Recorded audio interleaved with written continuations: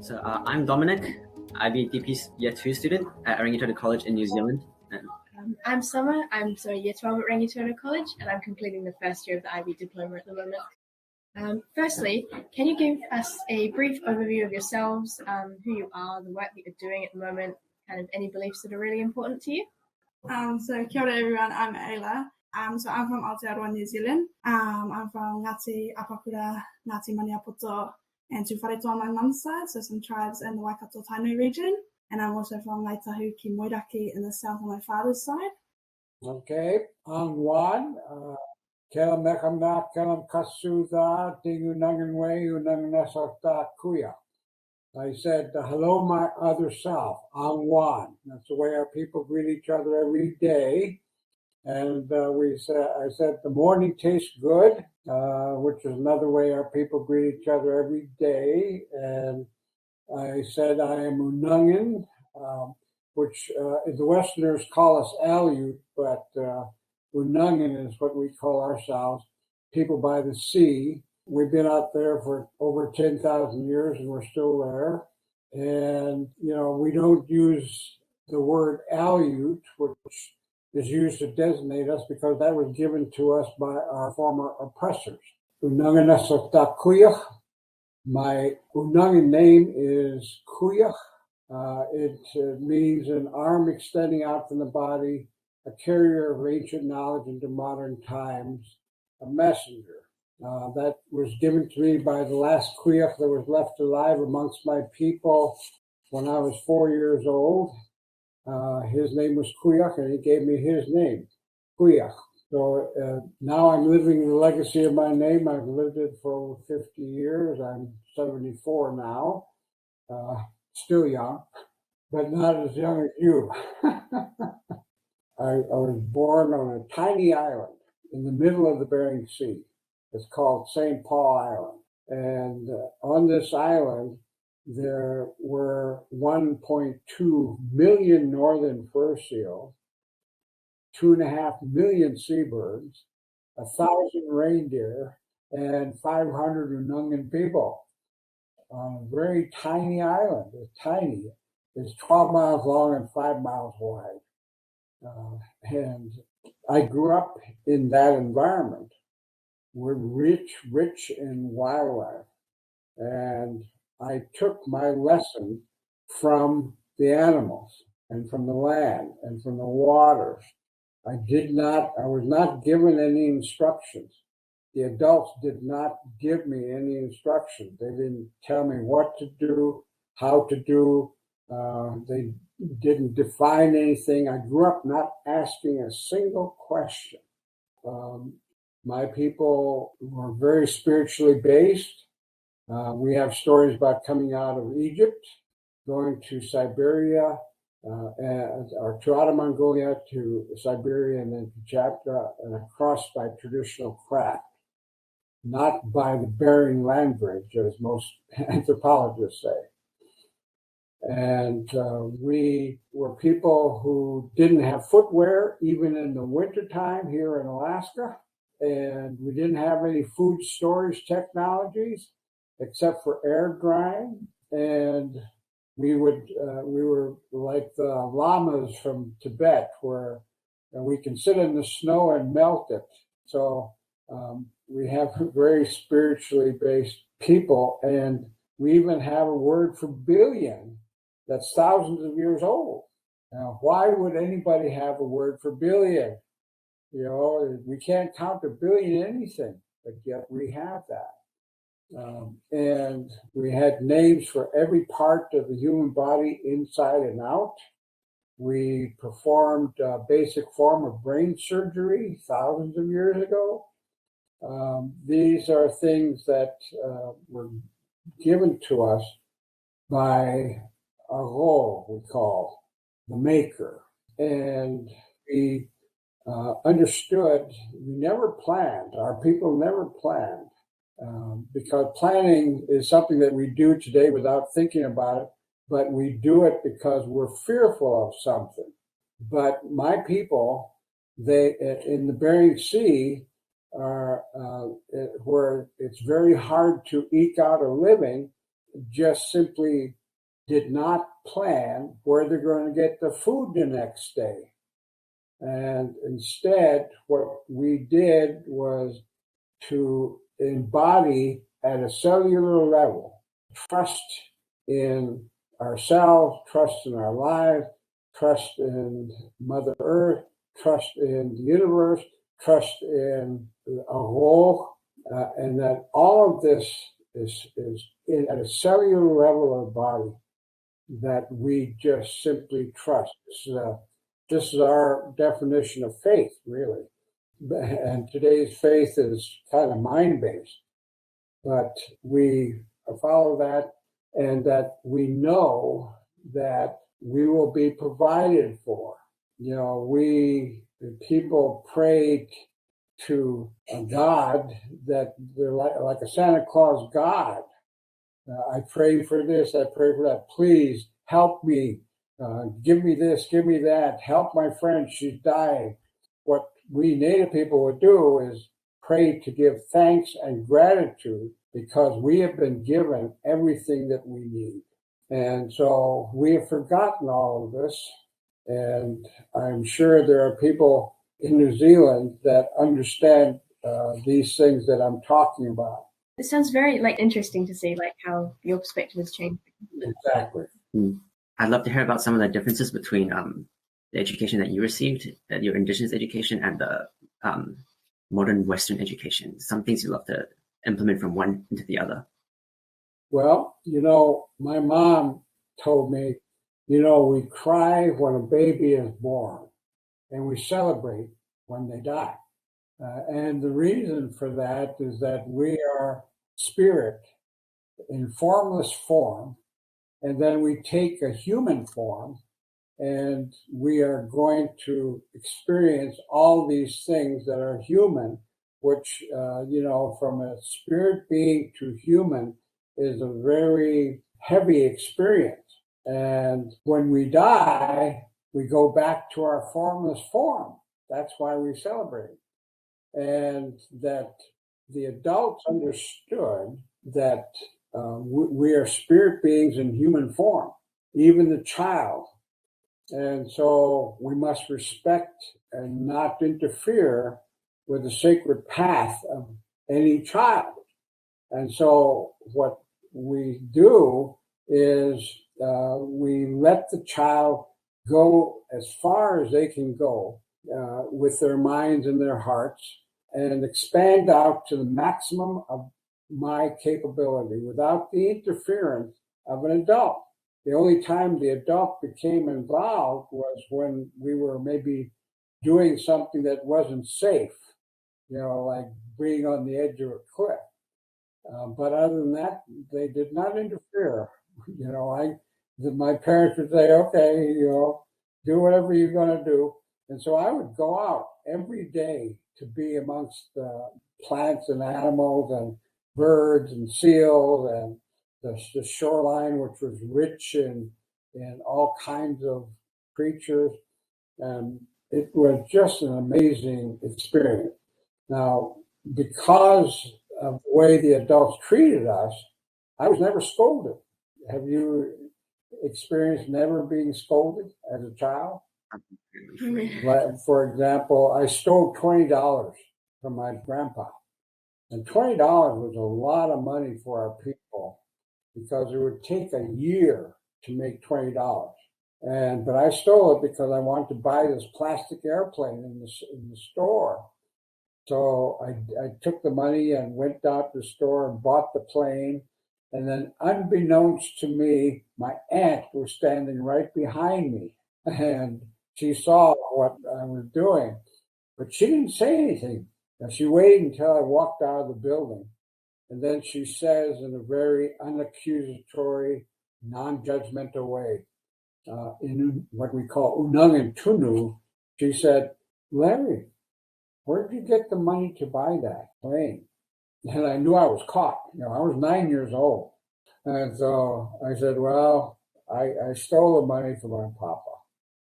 And she goes, what do you think you should do about that? She left it up to me to decide.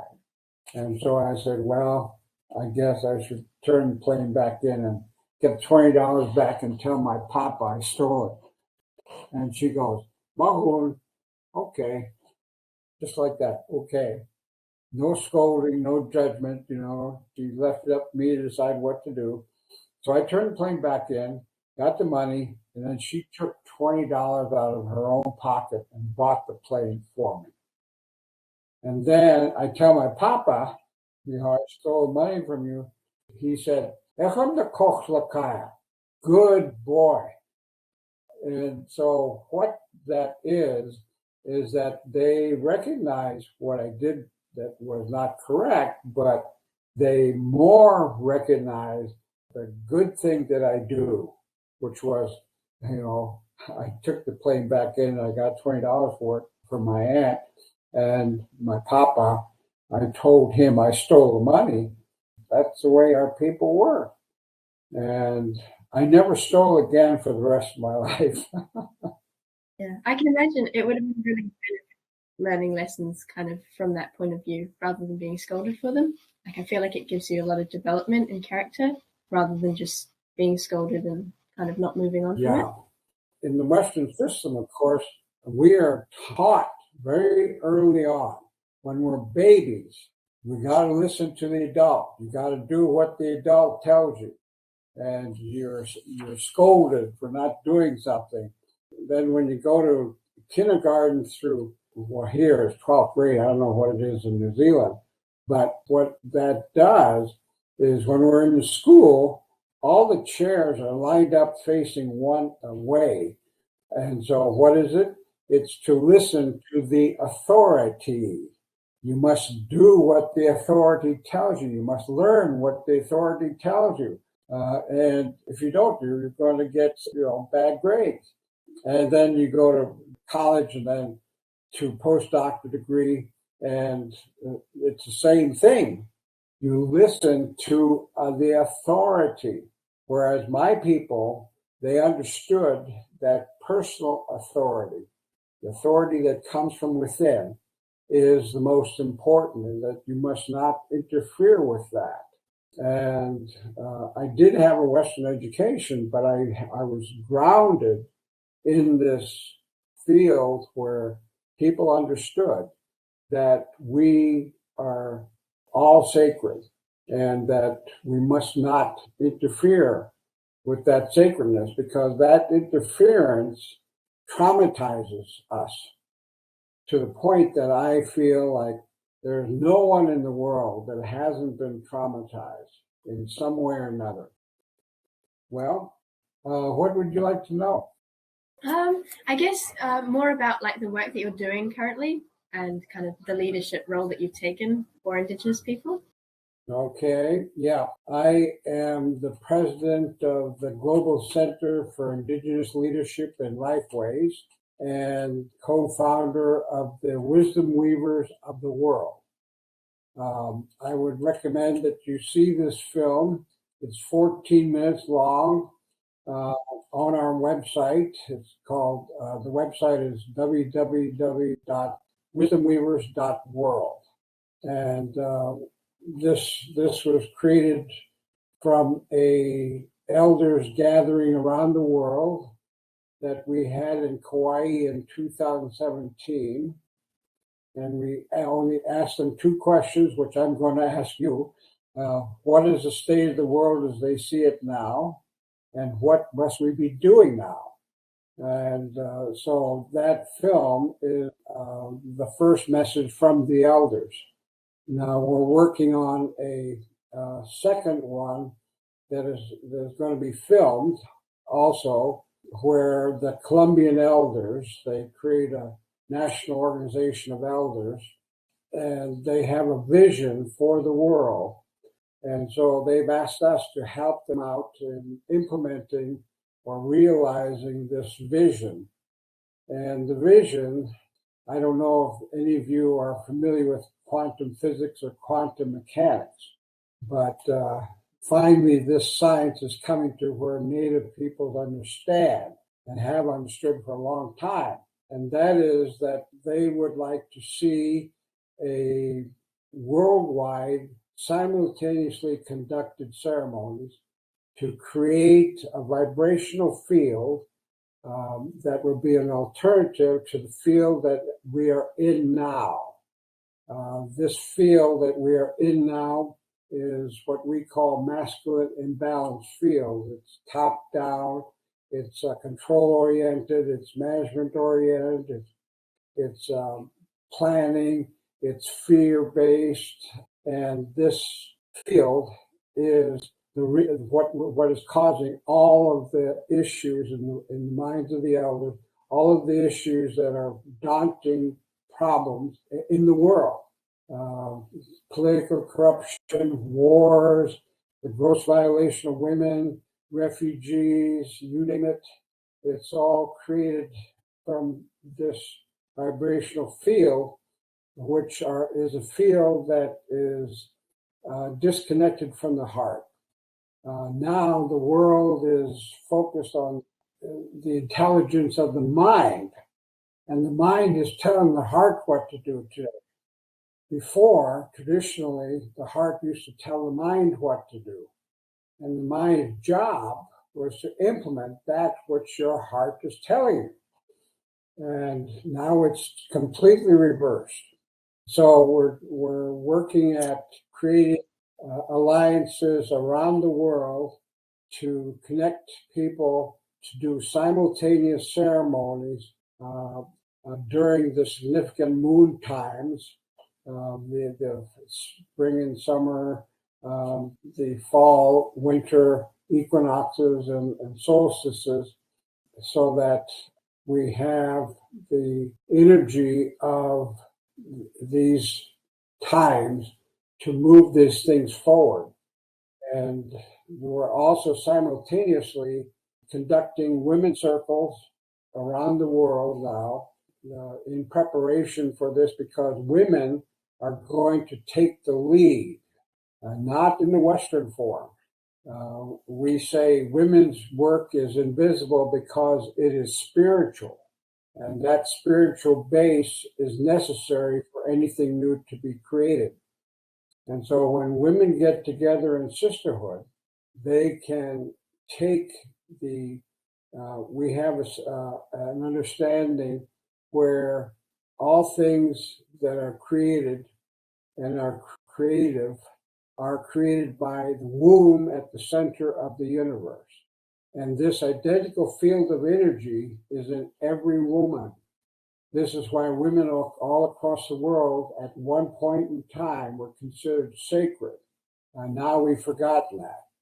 And so for anything new to be created, it requires that spiritual work of women to set the stage to create a container outside of themselves for something new to be birthed. Until this happens, nothing new is going to be created in the world. Even the state-of-the-art thinking, the state-of-the-art technologies are nothing but the old, regurgitated as the new. So you give an example, the U.S. converted to hybrid fuels in the hopes that it will diminish the amount of pollution we're putting up in the air.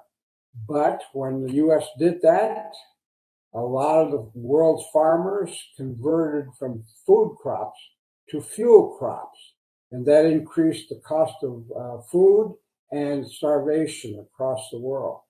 That's an example of state-of-the-art thinking that is really a regurgitation of the old. So this is a very ambitious effort. I'm hoping that you can spread the word amongst the people there in New Zealand that we're doing this. We're going to conduct Zoom circles from people who are willing to do this as we go along throughout this year. Now, the Colombian elders are already doing these ceremonies, and they're asking us to join them. So incrementally, we will increase the number of groups around the world that are doing these ceremonies until at some point we will say we have enough that we can do this worldwide ceremony that will create this alternative field of energy. And this is the struggle that we're going through. And, we try to solve these daunting issues that we're facing in the world. Even Einstein said, you can't solve the problem with the same consciousness that created the problem. And this is exactly what we're doing. People who have created these problems are trying to solve them. That is crazy making. And what we've got to do is understand this. I think about there are thousands of more environmental organizations in existence today around the world than there were 30 years ago. No one will dispute that. But yet, Mother Earth's life support systems for humans is coming to the edge. And we don't even ask why. Despite all these people of good heart that are really focused on helping to try to save Mother Earth. But Mother Earth, from our view, she has survived for billions of years. She's going to survive for billions more. And it's a question about whether or not we, humans, are going to survive, not Mother Earth. So trying to save Mother Earth is in the wrong direction. The elders say the most unselfish thing you can do is heal yourself. Because when you do that, you automatically go to your heart. And your heart never guides us wrong. I have followed this all my life. And my heart always guides me right. It has patience, it has love, it has compassion, it has understanding, it has all these things that we try to achieve through our minds. But it can't be done through the mind. The mind is logical and rational. And the heart, I say, is trans-rational. It goes above and beyond of what logic and rationality do. And so we're on a mission here to help people, to give them an alternative to the vibrational field that they're in now around the world. And we're going to call upon allies and fellow Indigenous brothers and sisters to join us in this effort. We'll definitely try and spread the word for your mission as much as possible, because it does sound really, really important. I'm really interested in kind of what you mentioned before about the idea of sacred femininity. So I was wondering, could you expand on that like a little bit more and maybe give any ideas that you have about how we could restore like power imbalances that exist today? Yeah. Well, I don't think you could, being a woman, you cannot deny that there's great imbalance in the world, and that imbalance is due to the masculine imbalance. We have a story about this imbalance is like a pendulum swinging back and forth between masculine imbalance and feminine imbalance. And it has been swinging back and forth. And the last swing was to the masculine imbalance, maybe 4,000 to 6,000 years ago. And we're still in it today. And this imbalance, I was raised in a way where, my Acha, my traditional mentor, and he took me under his wing from age 6 to age 13. But yet, in those years, he may have said no more than 200 words to me, because words are considered superfluous and may even be dangerous. So he didn't talk very much. And one day I was out hunting for stellar sea lion. I went out with my Acha, and he went off to another place. So I was there alone. And the sea lion came by, and I shot it. I knew the instant of its death, not because I was sure of my shot, but because an energy, for lack of a better way to put it, an energy came through me in a split second. and it was a sea lion telling me it has consciousness, it has intelligence, and it was giving itself to me. That's what I experienced. And so I tell my Aja when we finally got together, and he goes, good. That's all he said. And in that single word, he affirmed that he knew what I was talking about. These ways, the hunter shares, they cooperate with each other, they are attuned to Mother Earth in a way that most people don't understand. And then we share our take with the village. All of these things are feminine. And you couldn't be a good hunter or good fisherman without these characteristics, where, I learned by myself from the birds how to get out of the mind. Because I used to love, 2.5 million seabirds underneath the bird cliff there would be like 7 bird cliffs on the island. There'd be over 10,000 birds, all kinds of species, murres, thick-billed murres and common murres and least auklets, crested auklets, horned puffin, tufted puffin, all kinds of species of birds. So I loved to walk out to the cliffs. I had to walk out at night by myself. At 6 years old, I went out because my parents would trust that I learn what I need to know. And so I went out there to be there at sunrise when the birds first congregate. They wake up from the cliff ledges and they start going in a circle in front of the cliff ledge. They're waiting to collect members of their species before they go out foraging. So they would just be flying in front of the cliff in every which direction. I mean, can you imagine over 10,000 seabirds going in every direction, different speeds, different heights, and I noticed something very interesting about these seabirds. They never even clipped a wing. And here, in apparent chaos, none of them ever hit each other in any way. And I thought, well, how could birds do that? I'm 6 years old. And I thought, well, birds don't think like we humans. And I didn't have a word for it at the time, but they were a field of awareness. And I liked it so much. I said, well, I want to be a seabird. I'm 6 years old. So I'm going to be like a seabird. I'm not going to think. And for over 2 months, I finally got to the point where I didn't have a word coming through my head. And then I could feel everything. So I went out hunting with Maacha with several other hunters one day. And, the hunters would be there for 6, 7, 8 hours waiting for one sea lion to come by sometimes.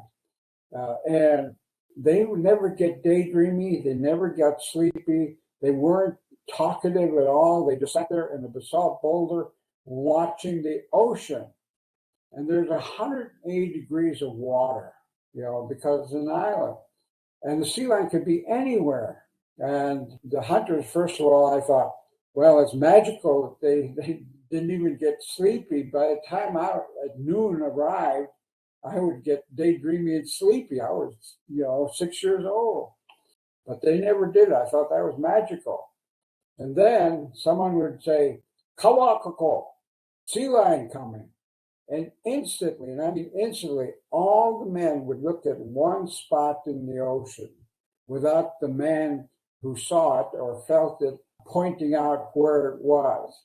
And they would look at one spot. So I look and look and look, and I don't see a sea lion. And then, sure enough, 5 or 7 minutes later, a sea lion pops up right where they were looking. And I thought, wow, that's magical. And what I learned later on is that they learned the same thing I did from the seabirds. They never told me stories about this. They just left it up to me to learn myself. But that's what I learned, that when I stop my thoughts and go to the heart and use all the sense of the body, I could tell you where the sea lion is going to pop up on the ocean. And, that's how they did it. And I never got daydreamy or sleepy again when I used that way from what I learned from the seabird. It was quite amazing. Then I did it in fishing, traditional fishing. We fished for halibut with hook, line, and sinker on a small skiff. And I could tell you when the halibut is coming to the line. And I can tell you once it's hooked, if it's hooked by the lip or the jaw or the side of the body. I can tell you whether or not it's male or female. I can tell you how it's going to fight. I can tell you what size it is, 3 foot, 4 foot, 5 foot halibut. And I can tell you how it's going to fight on the way up. All of this piece of information are necessary for a good hunter. And women used to have that automatically in their wombs because it's a source of creation and creativity. And it's the exact same energy field that comes from the womb at the center of the universe. And, here in the U.S., the women, when they conduct ceremonies, they would be right behind the men. And the men would be dancing around like chickens, they're going every which direction, making all kinds of motions. The women were very dignified, are very dignified. And they stand there going this way, and it seemed like all the men are getting the credit, but no. Native people here in the U.S. understand that the women are holding the energy necessary for us to conduct the proper ceremony. And this is why, very few people understand that because if we can't see it, we don't know that it's actually there, but it is actually there. That women have this energy field that they can create that allows things to happen. And so we practice that all the time. Now, women, we have a saying, "An one, hello, my other self." Well, women understand this because when a woman gets pregnant and has this other self inside of them, and before they become the other self, they're one, that the baby and the mother are one. Then when you're birthing, then it becomes your other self. That's a simple principle that we understand. And what women do is when they're having the baby, just before the baby's born, they go through great pain. And this pain is more than the mind can handle. So the woman finally gives up and lets go to this pain because something greater than them is activating in their bodies, which was to create birth. And when they're born, the woman, when she releases her fear and her control, that's when it happens. The baby is born.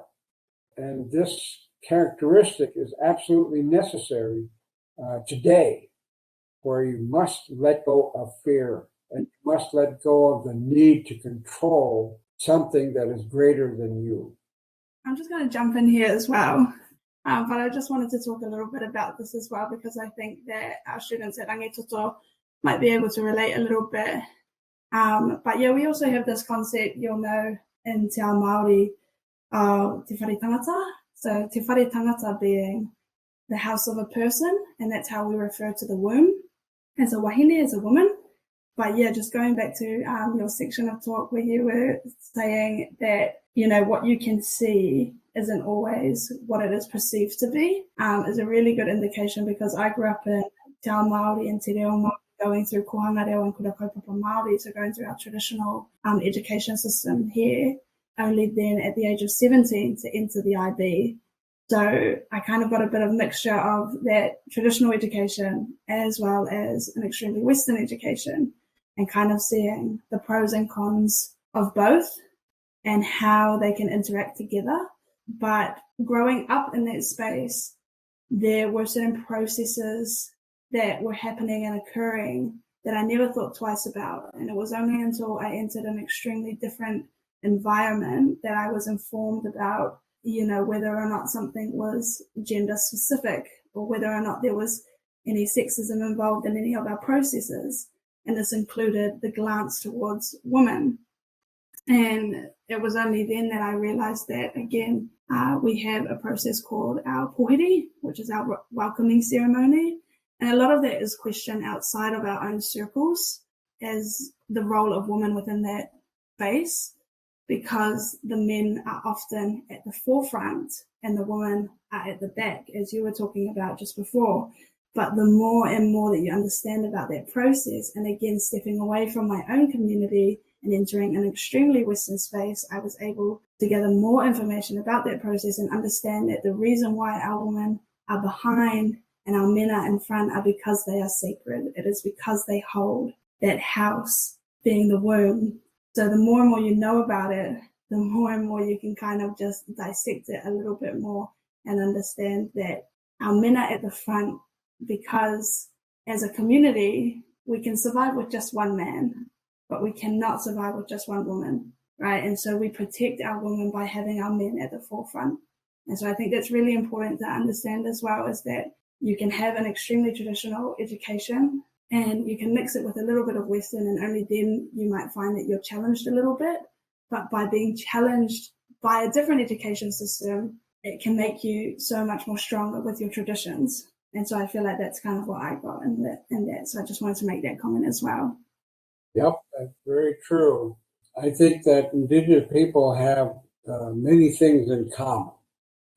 There are differences based on culture, language, customs, traditions, all that kind of thing, but there are certain things that Indigenous people around the world have in common. Absolutely. And that understanding of the place of women is absolutely right. And by the way, the role of men during this time is to support the sacred space of women so they can do their work. And this support comes in many different ways. But, I was schooled by women teachers, and there were medicine women, high priestess women, elder women, and they gave me what I understand today. And so they said, okay, it's time for you to go now, meaning go out of the mystery school of women and tell the world. And I said, well, why would I, as a man, have to tell the world? It should be women. And they said, no, because we're still in a masculine imbalance. You should do those things that opens the door for the women to do their work. And so that's what I'm doing. This is why I know what I know about women, even though I'm a man. And that, my mother, she was a prime example of womanhood. She never judged anybody. She always loved people. And she wouldn't take any word from anybody. She knew what she wanted to do, and she would do it regardless of what other people would think. And this is what brought me to the point over the years of understanding that women are sacred. Of course, everybody's sacred, but women have this special power, if you will. And it's true that the men, in principle, when you're masculine, the male is about action in the physical world. And so when you pray, you're praying from your masculine side. And then when you're receiving from your feminine side in that person, male or female. And so when you bash either the masculine or feminine inside of you, then that power is weakened. So if I'm bashing my male side, my prayer goes out in that way, in a bashed way. Or if I'm bashing my feminine side, I won't receive fully what the answer is from the universe. And so it's very important for us to work at achieving balance between our masculine and feminine side, and it needs to be recognized. In this world today, we bash women, and then we do that because we're bashing our feminine side. And this goes beyond what the psychologists, psychiatrists, and all these people who are trying to help understand. It's a daunting task, but the Colombian elders understand that more than words, we need this vibration, and we need it now, because human beings, we don't have much time left. And we are all gurus now. There's no singular guru. We're all gurus. And the answers are in our hearts. And the task is to help people get to their heart so that they hear what the heart is telling you to do. And what it's telling you to do, it has answers to all the questions. You know, if I say anything that resonates with you, it's because I'm just reminding you of what you already know. And so when you do this, you have a gift to give to the world. Each one of us now alive today, we're brought here for a purpose. And this purpose is for the welfare of humankind. And that the only way you can access this gift that you have for the world is to listen to your heart. Thank you very much for sharing that. That was very I think what you said, thought-provoking. I think what you said with the masculine and feminine balance is very profound, and it resonated with me too. The restoration of the balance between both the individual and society. Thank you so much for what you've told us and all the profound thoughts that you've given us. Are there any questions that you'd like to ask us before we have to leave? Yeah, thank you for asking. I'm going to ask each of you the same question. What do you think is the state of the world as you see it now? And what do you think we must do now? Or feel what you must do now? I think the state at the moment is kind of quite desperate in a lot of regions, really. And I think as a whole, we need to find some way to all collaborate on making it a better place, because you can't just have some societies kind of elevating themselves above others. I don't think that's the way it should work. So I think that, it is really important to get the word out to less accessible communities about problems that we face, especially with the gender imbalance and things like that. I think that that's kind of a very important thing to share. So I definitely support the work that you're doing. I have similar thoughts about it too. I think the state of the world right now is somewhat precarious, and it's very delicate, and there are many things, many tipping points that we're on the edge of. And I think as a collective and as a humanity, there's a lot of things we need to work together towards that. And I think that's the main problem of our generation, I guess, towards the collective and getting towards. I think we've definitely become quite separate from our sense of self and from our sense of relationship with others. So I think it's about cultivating a good relationship with ourselves, understanding ourselves first, and then creating that wider relationship with the communities. I think it's a very fitting question.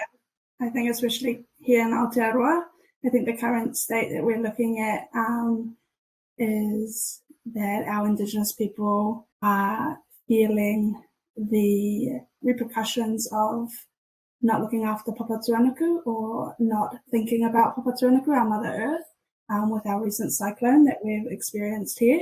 And so I think it's a very, very good time for us as a country, but also us as an entire nation, to look at it from a collective's point of view and think about our communities that are extremely affected right now, and to think about our traditional processes that we have been talking about for many, many years, and how we can incorporate those into extremely Western society so that we can all work together to keep living in harmony, really. How can we look at our traditional knowledge systems and not look at them as an extremely different way of understanding the world, but how can we look at them in relation with what we already know and make them work together? So I think it's a very fitting question.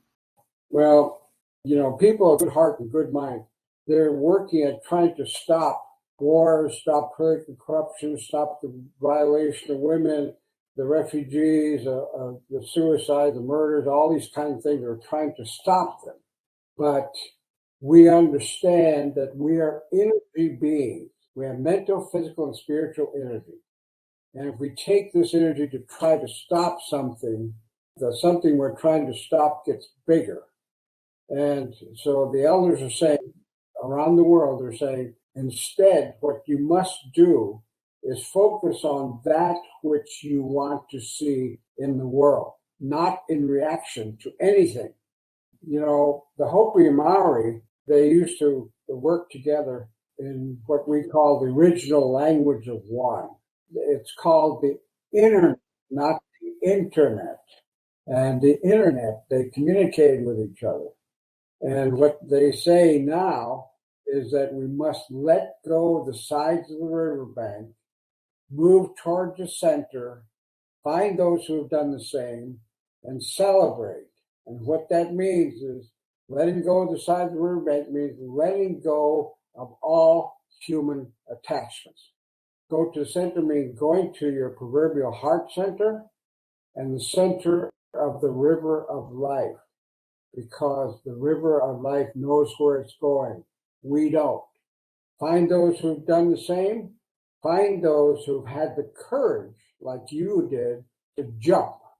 Because that, according to the elders I work with around the world, they said that is going to be the new definition of tribe.